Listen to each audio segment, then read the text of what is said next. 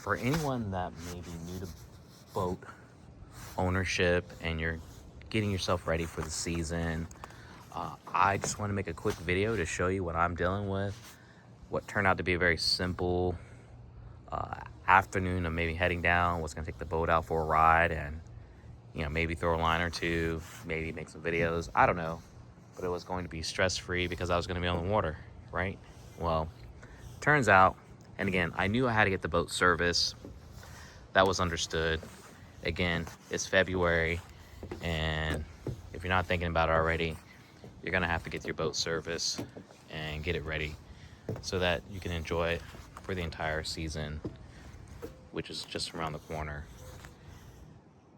I say all that, what was going to be a very simple routine maintenance for the boat has now turned into something that's going to be a little bit more of a expensive repair that I was not expecting. And just so you know, how I troubleshoot this issue was originally I got on the boat was running, but it was also sputtering, and it seemed like it was having a little bit of an issue, but nevertheless it was running, and I chalked it up to just not being on the boat for past couple of weeks because it's been cold. I was on vacation, and we also had snow, so there was no reason for me to be on the boat because I wouldn't be able to enjoy it. I'm not that kind of person. I'm not that kind of crazy. Anyways, fast forward today, get on the boat, run it, and I noticed there were oil slick in the water, which again could be a number of reasons. It wasn't anything that was too alarming until I decided to take the boat out just outside of the marina and noticed that there was oil slick like this here still following the boat, which then raised the red flag. So as I'm coming back into the marina, I noticed that I don't have really any reverse ability to go reverse, and I barely can put it in gear to go forward. So I had noticed there was all this milky oat color on the side of my motor here, and more importantly, you can see it down here where it's all in the belly, and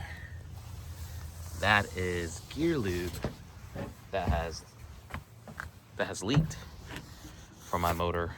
I assume it's going to be my lower unit, but now I have to get this figured out, and I have two choices: either to pay for somebody to come out, which if you could do that, by all means, but more than likely they're not going to be able to service the boat here because it could be in the lower unit where they may have to do the work, which is this bottom part down here, and as a result the boat's gonna have to come out anyway. So lucky for me, I was able to call Sea-Tow, and they are going to help me get the boat out because I don't want to run it, get it on a trailer, and I already got a work order in place to get the boat service. But as you can see, no bueno. But hopefully this is not going to be a costly repair. And then on top of that, Minn Kota does not sell this. I want to say it's an 8 gauge wire cable from the unit that plugs into the boat, and this here, if I can get it focused, trying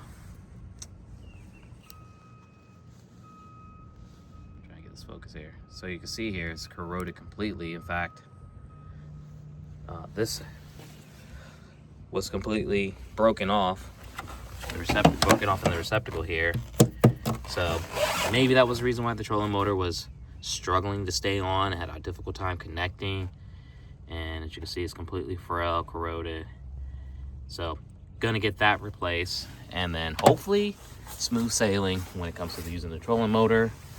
And short of trolling motor, getting the boat service, addressing this seal that's broken, that's leaking the oil, and then getting the boat washed up, clean, waxed, which I do that myself. So when I take it out, get everything taken care of, and then I can put it back in the water, and we should be good for the entire season until this time next year when we have to do this all over again. But just wanted to share, this is just another thing you have to deal with when owning a boat. I'm not sure what may have caused it. Again, we had cold temperatures. I'm sure there's probably something I could have done, but I haven't done anything differently in the many years I've owned this boat, so I'm a little bit perplexed why it's happened now. But nevertheless, we're gonna get it fixed, and hopefully it won't cost me an arm and a leg. But I just wanted to share, again, the joys of owning a boat, the upkeep and maintenance that comes with it. So make sure you like, share, subscribe to the channel, and check out my website. Again, I have my own charter business, Audi Silent Charter, which is, again, another reason why I have to get this taken care of. But it's a great way you can support, so I can at least offset some of my costs with getting this boat fixed. As always, thanks for watching. And until next time, and hopefully soon, I'll be back on the water, safe and sound, with a boat that's running brand new and looking super clean.